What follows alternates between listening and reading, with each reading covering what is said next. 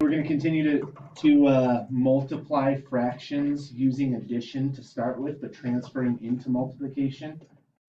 Thumbs up if we're okay understanding that multiplication and addition, the connection between them. Thumbs up, thumbs sideways, thumbs down. How do you feel about it? Okay. First thing you need to know, this is something I've talked about earlier this year. You're always envisioning you're counting on a number line, perhaps. Let's do this in sixths. Okay. You always need to start at 0 with your counting. Because as you count, you're counting this length or this increment.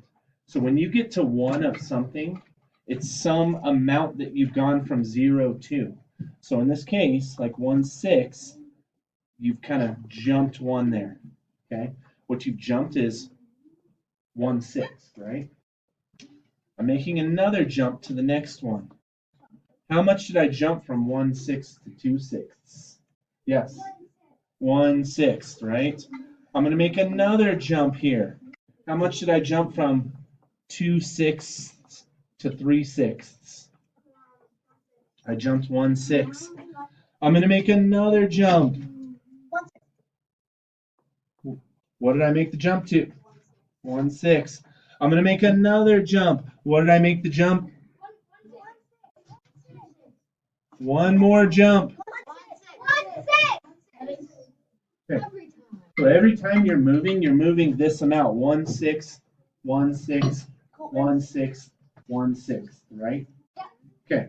So it's going to ask you today, how do you go from 1/6 to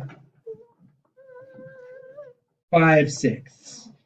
And what? Hold on. Excuse me. Hold on. Give me just a moment. So it's not just, you have to also count that 1/6. So it's not just making that jump from 1/6 to 5/6. It's, what's this saying is, how many 1/6 do you go from 0 to get to that 5/6?